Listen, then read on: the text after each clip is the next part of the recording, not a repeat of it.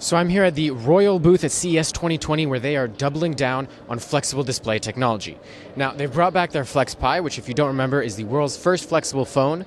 I took a look at it last year and it was pretty jank, honestly. They seem to have refined it this year.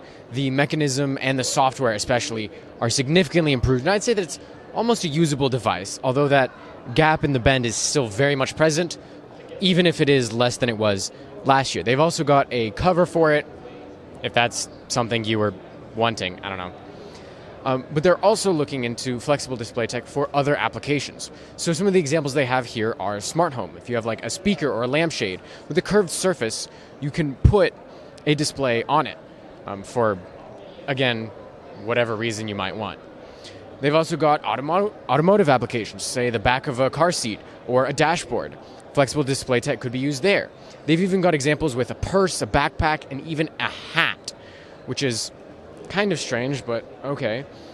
So a lot of their focus here seems to be not necessarily on the flexible part of it, but the fact that they can get a curve in their display at all.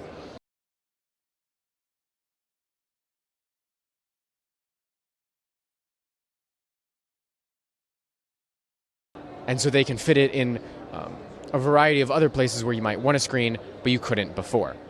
Thank you for watching this video from CES 2020. I hope you enjoyed. If you did, please make sure to leave a like and make sure you're subscribed so you don't miss any of my content from the rest of the show. And I will see you guys in the next one.